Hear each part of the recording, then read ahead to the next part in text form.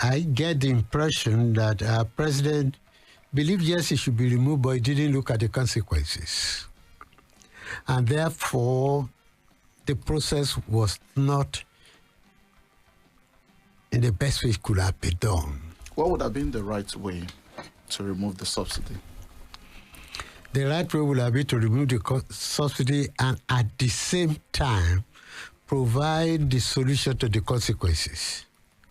He removed the subsidy, and for months we had the spiraling effect of inflation.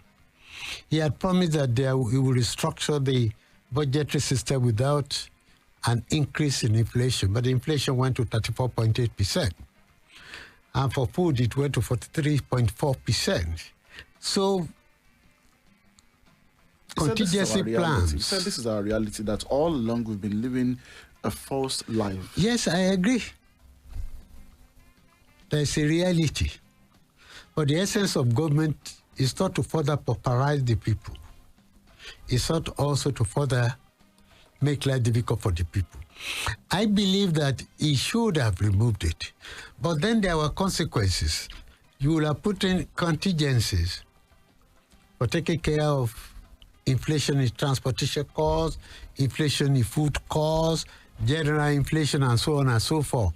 That was not done. It took 6 months, 1 year, before we started talking of palliatives. You see, the best way would have been, streetwise as he is, to have said, we are removing the fuel subsidy.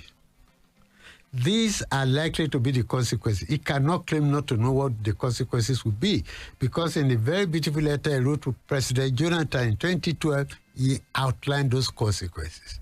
And we have seen those consequences.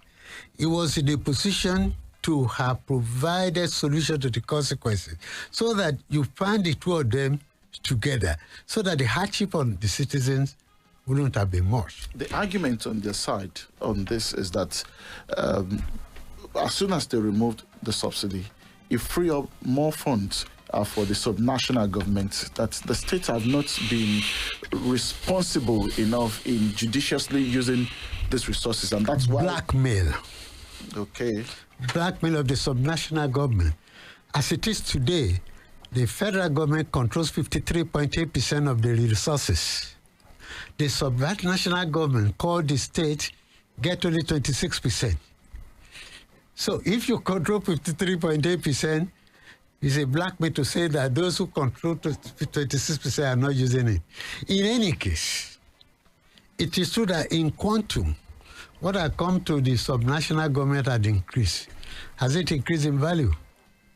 Because there had been a concurrent policy reform about the merger of the black and the official market rate that led to a spiraling devaluation of the naira. So it is indeed true that what had come to the states had increased, but the value had not increased. But that's not even my problem. My problem is that in May 29, he promised that this government would take care of the welfare of the people. I'm not saying it is wrong to remove fuel subsidy, but I am aware that, yes, it will free what they say it has freed. But I am saying that the best way, if a man has an accident on the football field, he has a broken leg, of course it's going to be painful to treat his leg. But a good doctor will know that you also give him a painkiller as soon as you are treating that leg. Speaking of painkillers, they will tell you that they've provided loans for students. All of that came a year after. Okay, you think it came too late? Yes, because the people had suffered. They had been pauperized. Their life had been rendered difficult, more difficult.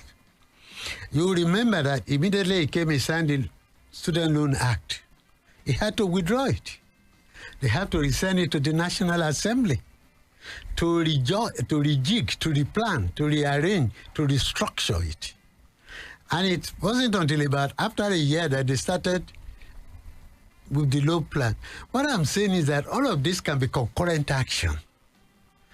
You can say, yes, what we are going to do is for the benefit of the people is going to have consequences. Every choice in life has consequences.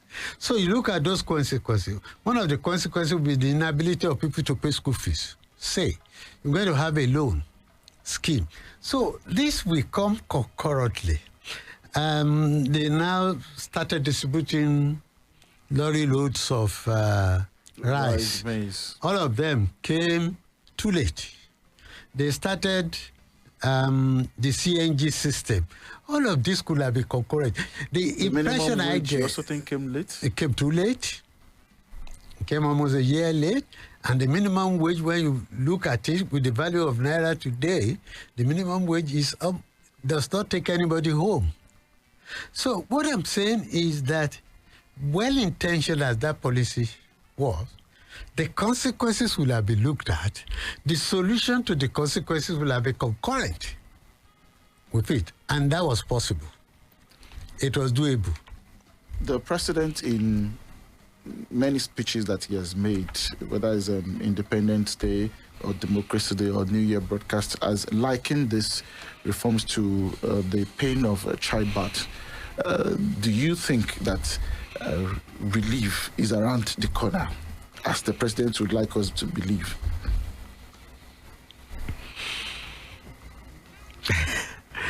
Well, he says it will come. He's in a vantage position. He might be saying what some of us don't see. You don't believe him? He will suggest from your reaction. It is because it's almost 2 years we have not begin to see the sign. There were things he really promised. He promised us that we'll have agri-crops. He promised that May 29, 2023, we've not seen one agri-crop.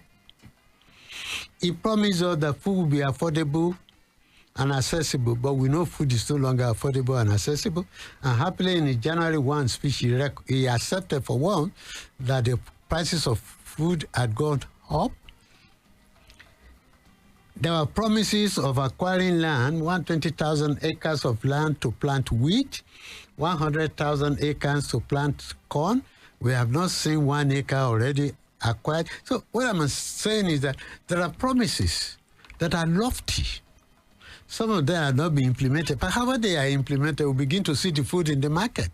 But as it is, we don't see the food in the market, again, because those who should provide the food have been driven away from the farms by security situation. Of course, we can see efforts also being made at improving the security situation. Of course, it's a little bit more stable, say in the southwest. It's a little bit more stable, say in the northeast, but it becomes a problem in the northwest. So there are, what will I call it, interconnection in the various sectors. So you cannot tackle Nigeria problem by looking at one sector. Because you find as you are solving one problem of a sector, you are creating multiple problems in the other sector. But all told, of course, you can say there are good intentions, but we haven't done enough to cope with the consequences.